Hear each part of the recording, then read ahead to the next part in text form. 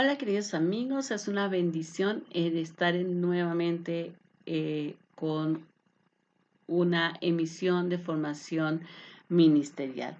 Estas emisiones están formadas, diseñadas con un objetivo y es el que tú y yo nos preparemos para servirle mejor cada día a nuestro Señor, sea que tengamos el ministerio que tengamos, pero que indudablemente no solamente necesitamos el llamado, la unción, sino que el don, sino que también necesitamos la capacitación.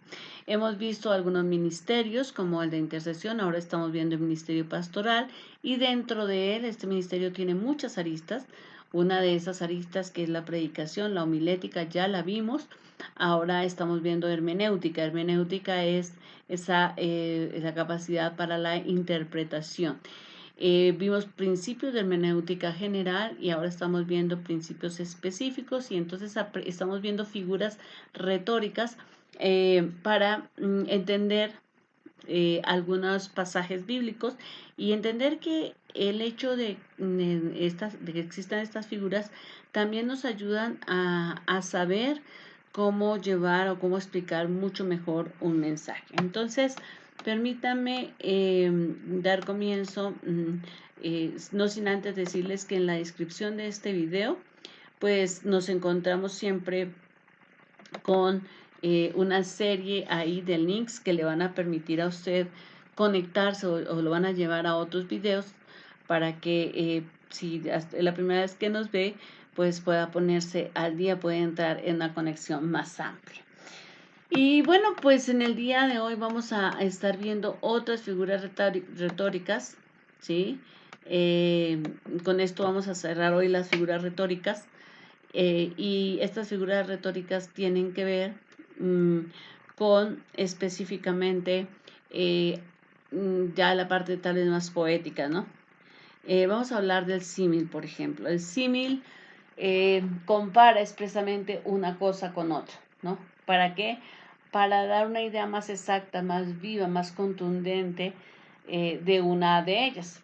Entonces, hay una diferencia con la metáfora. En la metáfora nosotros estamos denominando una cosa por otra, pero en el símil le estamos directamente comparando. Tal vez si usamos una expresión nos quede más claro. Una metáfora que dijo Jesús, el Señor Jesús fue, con relación a Herodes, fue aquella zorra, refiriéndose a Herodes. Pero si yo la quisiera volver un símil, yo simplemente podría decir Herodes es como o era como una zorra. Y entonces ya queda vuelto un símil, ¿ok? En el símil siempre se establece la palabra como, ¿de acuerdo? Ahí en su diapositivo se encuentra algunos ejemplos bíblicos y tómese el tiempo, léalos y trate de encontrar los símiles. Vamos a leer hoy Isaías 55, 8 al 11 y vamos a ver dos tipos de símil que encontramos aquí. Dice, porque mis pensamientos no son vuestros pensamientos, ni vuestros caminos mis caminos, dijo Jehová. Como son más altos los cielos que la tierra, así son mis caminos más altos que vuestros caminos y mis pensamientos más que vuestros pensamientos. Cuando el Señor dice, voy a quedarme ahí, cuando el Señor dice, como son más altos, usted dice, o sea, ustedes tienen pensamientos y caminos, yo tengo pensamientos y caminos, dice Dios. Ahora, el símil dice, como son más alta la tierra, el cielo de la tierra, así mis pensamientos y mis caminos son más altos que sus caminos. Entonces ese es el primer símil. Y entonces esto nos ayuda a ubicar, o sea, al comparar a los pensamientos y los caminos de Dios con los nuestros, hacerlos parecidos, montar una similitud con los cielos y la tierra, nos ayuda a dimensionar cuán lejos estamos o cuán lejos están nuestros pensamientos y nuestros caminos de los de Dios, porque nunca se va a juntar la tierra con el cielo, ¿verdad? ¿Se acuerda de aquel bolero? Si el mar y el cielo parecen siempre azules, ¿no? Pero en la distancia parece que se unen, pero debemos recordar que el mar es siempre mar y el cielo es siempre cielo. Siempre va a haber una diferencia. Aunque parece que se juntan, no es así. Y así se establece este símil. Vamos a seguir en el versículo 10. Porque como desciende, y otra vez, ahora empieza con el símil. Dice, mira el símil. Porque como desciende del cielo la lluvia y la nieve y no vuelve allá, o sea, al cielo, sino que riega la tierra y la hace germinar y producir y da semilla al que siembre y pan al que come. Así, o sea, parecido, así será mi palabra que sale de mi boca, no volverá a mi vacía, sino que hará lo que yo quiero y será prosperada en aquello para lo que yo la envié. Entonces hay otro símil. Entonces ahora no empieza diciendo los pensamientos tuyos y los míos, no, sino empieza diciendo, a ver, así como algo que ustedes que conocen que la lluvia cae, la lluvia y la nieve caen y riegan en la tierra y entonces hace que haya un fruto en la tierra, así pasa con mi palabra, porque sale de mí, viene, riega los corazones y produce un efecto para que yo, o sea, produce un fruto que yo ya he determinado que produzca, ¿no? Si yo sembré una semilla de girasol, cuando yo va a salir una planta de girasol. Si el Señor envió una palabra de aliento, cuando germine en el corazón de los hombres, va a producir aliento. Si es una palabra de exhortación, cuando germine en el corazón de los hombres, será exhortación. Hay otra figura retórica que es la interrogación. Las mamás las usamos mucho, por cierto, ¿sí? Eh, por ejemplo, viene el hijo y dice, ¿dónde está mi camisa de rayas? Y uno dice, ¿su camisa de rayas? ¿Acaso me la puse yo? Como para saber. Es como decirle, no me preguntes a mí porque yo no me la puse, sino que simplemente no queremos que nos respondan, o no es que nosotros dudemos, ¿será que me la puse o no? ¿No? ¿O será que mi hijo cree que me la puse? No, no usamos la pregunta como algo requiriendo respuesta, sino más bien para expresar indirectamente la afirmación. Es decir, yo nunca me la he puesto, entonces a mí no me la preguntes, ¿no? Pero uno no dice, no me la preguntes porque no me la pongo, sino uno dice, ¿acaso me la pongo? ¿Será que yo me la puse y se me olvidó dónde la dejé? ¿No? La figura de la interrogación entonces consiste en interrogar, como les decía, no para manifestar una duda o pedir una respuesta, sino para expresar indirectamente la afirmación o dar más vigor o eficacia a lo que se dice. Por eso la usamos las mamás así de esa manera. Entonces hay varias citas ahí en en su diapositiva y puede y debe estudiarlas para que pues pueda usted darse cuenta y se va a encontrar con muchos más pasajes donde hay este tipo de recurso literario. Pero hoy vamos a analizar Génesis 18:25. Génesis 18:25 está hablando Abraham y entonces dice Abraham, está porfiando para allá con Dios y le dice, lejos de ti hacer tal cosa, que hagas, hacer, perdón, lejos de ti el hacer tal, que hagas morir al justo con el impío, y que sea el justo tratado como el impío. Nunca tal hagas. El juez de toda la tierra no ha de hacer lo justo. No esperaba a Abraham que el Señor le contestara, sí, sí, voy a hacer lo justo, sino que él estaba afirmando, realzando la justicia de Dios. Entonces dice, bueno, el juez de toda la justa, el juez es justo de la tierra, va a hacer lo justo. El juez que juzga a toda la tierra va a hacer lo justo. Él estaba afirmándolo, pero no lo afirma, ¿sí? Como un acto presuntuoso, sino lo hace con una pregunta. No ha de hacer lo justo, o sea, si te conozco, no has de hacer eso, si yo sé que así es, ¿no? Entonces, ese tipo de recurso puede ser muy interesante y de hecho, ¿sí?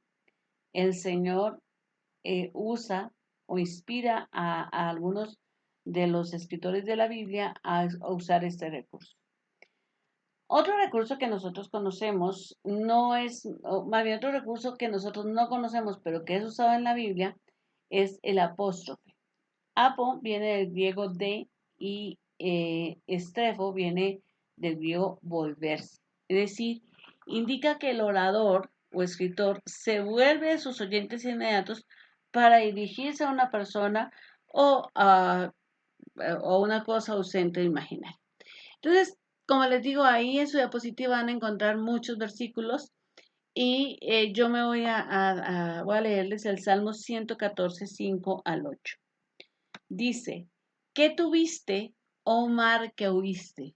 Y tú, oh Jordán, que te volviste atrás. Oh montes, ¿por qué saltasteis como carneros y vosotros collados como corderitos? A la presencia de Jehová tiembla la tierra, a la presencia del Dios de Jacob, el cual cambió la peña en estanque de aguas y en fuente de aguas la roca. Ok. Es evidente que el Salmo 114 no está hablándole a la naturaleza, está hablándole a Israel, ¿verdad? Israel conocía todo lo que había pasado en su peregrinar de salir de Egipto y llegar a la tierra prometida. Entonces, lo que hace el salmista es utilizar esta figura retórica del apóstrofe y volverse de estarle hablando a los israelitas de una situación presente, volverse a hablarle a quién, al mar, al Jordán, a los montes y a los collados. Los, el mar, los montes, los collados, ¿sí? El Jordán, existen, sí, son reales, sí, pero no son personas que te puedan contestar. Entonces simplemente es un recurso literario para hacer que el pueblo recuerde eh, ese hecho, pero no como simplemente un relato histórico, sino como una pintura viva. Por eso se utiliza este recurso. Otro recurso literario es la antítesis, que es colocar una cosa contra la otra o contraponer una frase o una palabra a otra de significado contrario. Y bueno, mire, en la Biblia igualmente encontramos muchas eh, eh, situaciones así. De hecho, los capítulos 27 al 33 de Deuteronomio son específicamente eso, ¿sí? Un antítesis. Y bueno, así vas a encontrar en diferentes eh, pasajes de la Biblia, ahí los tienes registrados algunos en tu diapositiva, por favor revísalos, pero de momento vamos a repasar Romanos 6:23, que es un versículo que se usa mucho en evangelismo y que usa este recurso literario de la antítesis. Dice, porque la paga del pecado es muerte. Aquí está el pecado y su paga, la muerte. Más la dádiva, o sea, el regalo. Aquí se paga, aquí es dádiva. Acá es muerte, la dádiva de Dios es vida eterna. Entonces, aquí hay que pagar, aquí es gratis, aquí es muerte y aquí es vida eterna. Y de esa manera se muestra lo importante o lo maravilloso del plan de salvación, para que la persona se acoja a él. Otra figura retórica es el clima o gradación. Y esta figura consiste en juntar en el discurso palabras o frases que van con respecto a su significación, vayan como ascendiendo o como descendiendo por grados, de modo que cada una de ellas expresa algo más o algo menos que la anterior. Y bueno, ahí encuentran diferentes textos que sería bueno textos bíblicos que sería bueno que revisáramos, pero vamos a ver aquí Efesios 3, 14 al 21 que tiene una gradación descendente y luego una gradación ascendente. Vamos a ver la descendente. Porque por esta causa doblo mis rodillas ante el Padre de nuestro Señor Jesucristo. ¿Ante quién dobla sus rodillas? Ante el Padre del Señor Jesucristo, de quien toma nombre toda familia en los cielos y en la tierra. Entonces, de Dios toma nombre toda familia, ¿ok? Para que os dé, conforme a las riquezas de su gloria, el ser fortalecidos con poder en el hombre interior. Entonces, el Dios y Padre, de quien toma toda familia el nombre, hasta llegar al hombre interior, a quien va a fortalecer por su espíritu. Ahora vamos a ver una gradación de manera ascendente. Mira, para que habite Cristo por fe en vuestros corazones, a fin de que arraigados y cimentados en amor. Entonces Cristo va a habitar. ¿Para qué? Para que en primer lugar seamos sembrados en amor y seáis plenamente capaces de comprender con todos los santos cuál es la anchura, la longitud, la profundidad y la altura, y de conocer el amor de Cristo que excede todo conocimiento. Entonces, primero, somos sembrados en amor. Segundo, vamos a conocer, pero no a conocer de manera individual, sino a conocer con todos los santos, es decir, con la iglesia. Entonces somos cimentados individualmente en amor para conocer con todo el cuerpo de Cristo el amor de Dios, el amor de Cristo. ¿Para qué? Dice, y de conocer de Cristo que excede a todo conocimiento para que seáis llenos de la plenitud de Dios. Entonces, sembrados en amor de manera individual, para que seamos, para que podamos conocer la cantidad de amor de Cristo, ¿sí? Y entonces seamos llenos de la plenitud de Dios.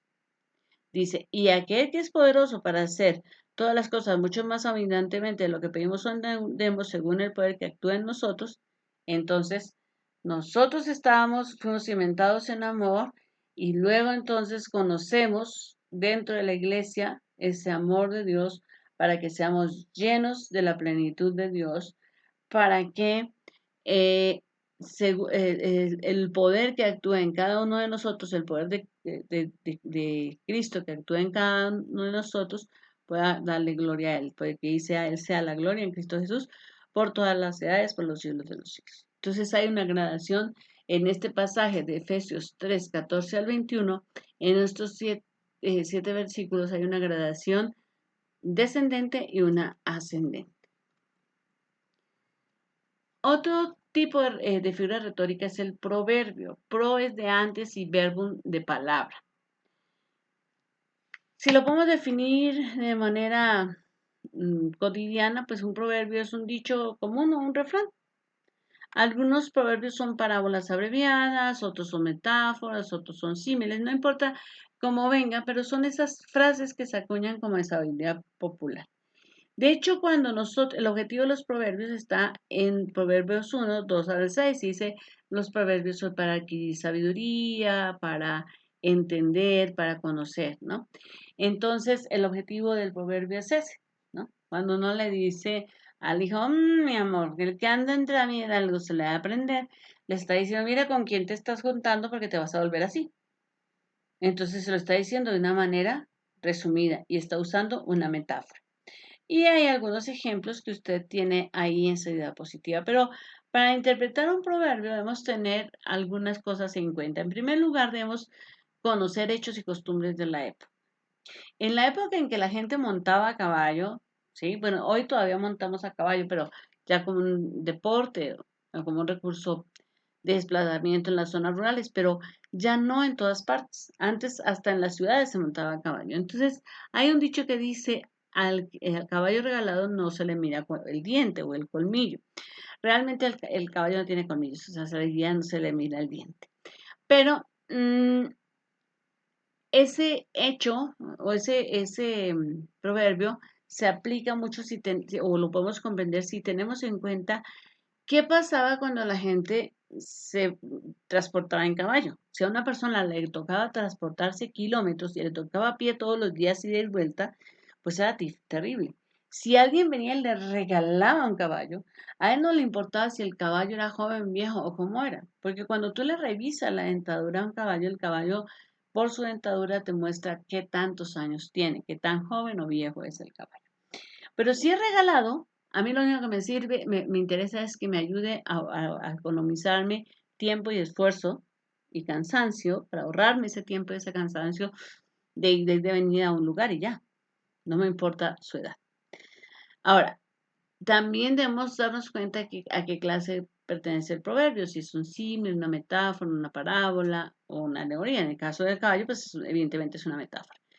Debemos estudiar el contexto, es decir, de qué se está hablando antes del pasaje, de qué se sigue hablando después de usar ese refrán, Y si no se conoce bien el contenido de ese refrán o la interpretación adecuada de ese refrán, mejor no lo usamos. En todo caso, en cualquier duda, recurra a un comentario bíblico. Voy a leer eh, un proverbio, un refrán que usó Jesús en Lucas 4:23. Y dice, Él les dijo, sin duda me diréis este refrán, médico, cúrate a ti mismo. De tantas cosas que hemos oído que se han hecho en Capernaum, haz también aquí en tu tierra. ¿Cuál es el refrán aquí? ¿Cuál es el dicho? Médico, cúrate a ti mismo. Es como decir, a ver, así a ver, digamos tú, milagroso Jesús, que haces milagros allá, en otra parte, haz milagros aquí donde te conocemos. Danos testimonio aquí, ¿no? Es evidente más difícil, es evidente más, causa más dificultad curarse a sí mismo que curar a otro. Es más difícil dar testimonio dentro de nuestra propia casa. Entonces, ¿qué pasaba? La gente del lugar de donde vivía Jesús, cuando ven que Jesús regresa, le dicen esto, ¿no? O sea, como que dudaban, le tenían recelo, decían, no, pues si este es el hijo del carpintero, pues nosotros conocemos a María, su mamá, sus hermanos, de donde ahora pues predicador y milagroso, ¿no? O sea, esto no es posible. Entonces, Jesús usa este refrán para poner el dedo en la llaga y él les dice, sin duda ustedes van a decirme a mí, médico, cúrate a ti mismo.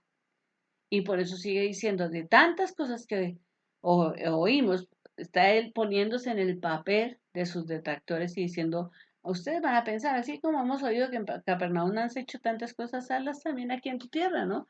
Médico, ven a curarte a ti mismo, decir, no solamente cura afuera, no solamente haz milagros afuera, sino que haz milagros aquí en tu propia tierra. Eh, y bueno, eso indudablemente creo que eh, igual hay otro pasaje donde Jesús dice que no hay profeta no como en su propia tierra, ¿no? O sea, que no hay profeta sin honra sino en su propia tierra. En su propia tierra el profeta nunca es honrado. Ok, otra figura literaria es el acróstico.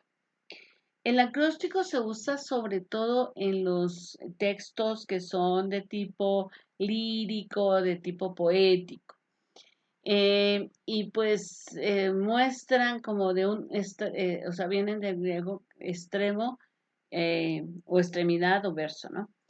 Eh, hay varios ejemplos, pero vamos a referenciar dos. Uno está en el Salmo 119, donde se usan todas las letras del alfabeto para ir mostrando en cada una de las estrofas del versículo, Salmo 119 tiene 22 estrofas y cada estrofa, o sea, cada grupo de versículos corresponde a una letra del alfabeto griego.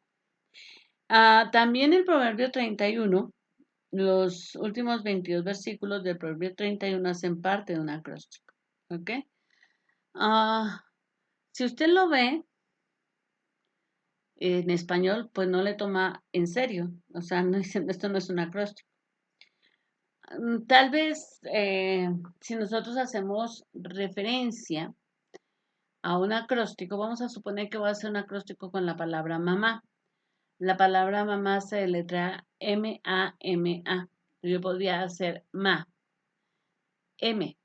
Madre, no, podríamos poner M. Misericordia, y alegría siempre hay para tus hijos. A de la amor y cuidado siempre para cada uno de nosotros. Entonces, de la palabra mamá ya tengo la tendríamos ma, y entonces tendríamos misericordia y bondad. Amor siempre hay para tus hijos. Madre, nunca podré cambiar el gran ejemplo y amor que tú me das. Y entonces hice como un mini poema en forma de acróstico. No sé si ustedes, pero a mí sí me tocaron chicos románticos. Y yo misma fui romántica. Entonces se hacían muchos acrósticos. Cuando estábamos en la escuela le hacíamos acrósticos a los muchachos nos hacían acrósticos. Y era pues algo muy bonito porque era pues además de romántico muy creativo. Pero mire que hay un acróstico en algo que no sé si usted lo sepa, pero no lo quiero dejar pasar por alto. Usted sabe que en los cristianos el símbolo de pez aparece en la iglesia perseguida, ¿ok? Y pez eh, es Ichitus. ¿Qué es Ichitus? Es, si yo hago un acróstico, ahí va a aparecer en su diapositiva, está la I de Ichitus y dice Jesús, o sea, Jesús. She de Christos, o sea, Cristo. Te de Teu, o sea, de Dios. U de Uyos, o sea, de Hijo. Y C de Soter, o Salvador.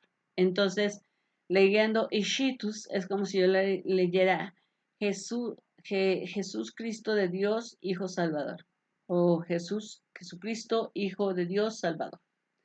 Entonces, esto es un acróstico. Y así tenemos acrósticos. Como les decía, el Proverbio 31, en sus últimos 22 versículos, es efectivamente un acróstico. No es que una mujer real de carne y hueso deba tener todas las características porque hay características que se contraponen una con otra. Pero es como un dechado, una muestra hermosa de todas las virtudes que puede tener una mujer y pues de acuerdo a la capacidad de cada mujer podrá tomar o desarrollar alguna de estas virtudes. Esto era indudablemente un acróstico, un acto poético y no un perfil de una mujer cristiana, ¿ok? Como se ha interpretado y se ha predicado. Y bueno, por último vamos a estar viendo la paradoja. Para significa contra y doxa o doja significa opinión o creencia. Es decir, la paradoja es una proposición o declaración que se contrapone a la opinión común. Es una afirmación contraria a todas las apariencias a primera vista absurda, imposible o en contraposición al sentido común, pero que si se estudia detenidamente o se medita en ella, resulta correcta y bien fundada. Y ahí, como les digo, hay una serie de versículos que usted puede estudiar, ¿sí? Dice, ¿de qué te sirve cuidar la vida, cuidar tu alma? Cuidar tu vida si vas a perder tu alma, ¿no? Esa es una paradoja, por ejemplo. Y así Cristo de hecho usó varias, pero voy a leer hoy una que está en 2 Corintios 12:10. Dice Pablo, por lo cual, por amor a Cristo me gozo en las dificultades. Imagínese, o sea, a ver, espérame, tengo que ponerme a pensar un momento porque ¿quién se puede gozar en las dificultades? Las dificultades no producen gozo, producen tristeza. Pero si me pongo a pensar detenidamente, digo, pues sí, porque en las dificultades pues me acerco a Dios. Entonces sí puedo gozarme por eso. Dice, me gozo en las debilidades, en afrentas, en necesidades, en persecuciones, en angustias, porque cuando soy débil, otra paradoja, entonces soy fuerte. ¿Cómo soy débil? Y cuando soy débil, entonces soy fuerte. Eso, o sea, es algo absurdo y es paradójico. No, si se estudia a fondo, cuando yo soy débil, ¿en quién me apoyo? En Dios. Entonces, ¿cómo me hago? Fuerte. Entonces, en estas figuras retóricas podemos darnos cuenta de algunas cosas que para nosotros pudieron pasar desapercibidas y que a veces cuando predicamos yo he oído muchos predicadores bien intencionados predicar el pasaje de Proverbios 31 como el perfil de una mujer cristiana cuando no lo es. Cuando es primero un mostrario, segundo un acróstico. Entonces, a ver, no es ¿Es inspirado por Dios? Sí, pero es como decir, mire, ah, una buena crianza, por ejemplo, si estamos hablando a las mamitas, una buena manera de criar a sus hijos es con lactancia, ¿sí? Materna absoluta. O puede ser con lactancia mixta, o sea, lactancia materna y leche de fórmula. Y entonces, si yo digo, ok, ¿qué beneficios tiene la lactancia materna? Podría enumerar 5.000, pero no quiere decir que la única manera de criarse así, ¿de acuerdo? No quiere decir que eso haga mejor mamá a alguien, ¿no? O sea, sí es una buena cualidad, sí, si lo puedes hacer, hazlo, sí, si no trabajas, recurre a ella, pero no quiere decir que una mamá tenga que dejar de trabajar para dar lactancia materna exclusiva y tal vez deje entonces sin comer a sus otros hijos porque tiene que dar lactancia materna exclusiva. Entonces, cuidado con los perfiles que no son perfiles, porque Proverbios 31 no es, vuelvo y les digo, un perfil de una mujer, de una mujer cristiana, sino es un mostrario, un dechado de cualidades de una mujer cristiana escrita en una forma de acróstico. Es una composición poética hacia una mujer. ¿De acuerdo? Entonces, pues bueno, esto ha sido todo por hoy. Estamos a punto de terminar. Hermenéutica es un huesito duro de roer. Nos quedan otros otras dos sesiones para cerrar hermenéutica y pasaremos a las partes más prácticas del ministerio pastoral sobre lo que es administración o mayordomía, sobre lo que es administración de la iglesia, sobre lo que es la administración del tiempo del pastor, de su tiempo de descanso, lo que es el ser un buen hospedador, etcétera. Entonces, pues ya vienen charlas más prácticas y pues agradezco muchísimo que hayan estado conmigo. Eh, por favor, sus comentarios me encanta, los leo, aunque no siempre responda, pero siempre los leo.